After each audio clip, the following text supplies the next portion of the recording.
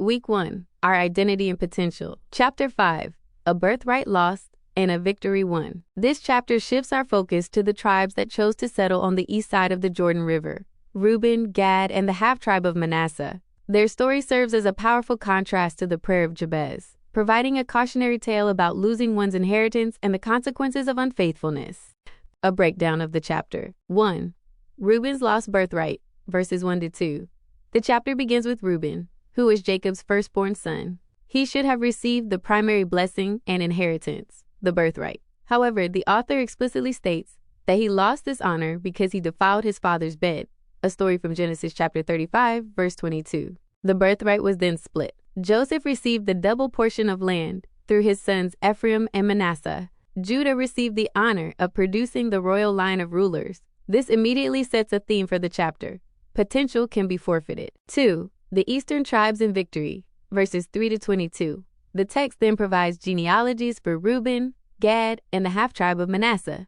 It highlights their strength, noting they were valiant men able to bear buckler and sword and to shoot with bow, and skillful in war. Verse 18. It recounts a great victory they won over their enemies because they cried to God in the battle, and he was entreated of them, because they put their trust in him. Verse 20. This sounds a lot like Jabez. When they relied on God, they were successful and their territory was enlarged. 3. The Eastern Tribes in Exile, verses 23-26.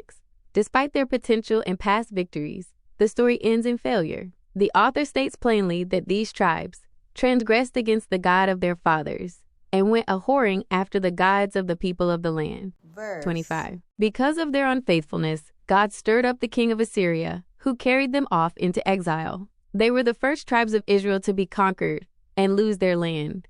Connecting to our theme, identity and potential, this chapter provides a powerful lesson on identity and potential by showing the negative outcome. Identity.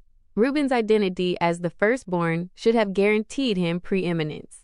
However, his actions changed his identity to one of disgrace. The identity of these tribes was God's chosen people, yet they chose to identify with the idols of their neighbors. Potential. These tribes had immense potential. They were strong, skilled warriors who knew how to call on God and win great victories. Their potential was to be a mighty fortress for Israel on the eastern border, but they squandered that potential through disobedience and idolatry. Unlike Jabez, who prayed to be kept from evil, these tribes actively pursued evil. While Jabez prayed for God's hand to be with him, these tribes pushed God's hand away. Their story is the tragic inverse of the prayer of Jabez. Reflection questions for your group. 1. Reuben lost his inheritance because of a single, significant sin. How does this serve as a warning for us today? 2.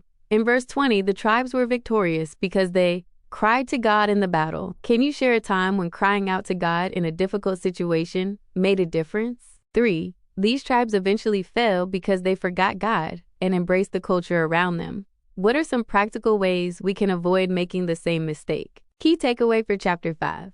God-given potential is not a guarantee of success. It must be guarded with faithfulness and obedience.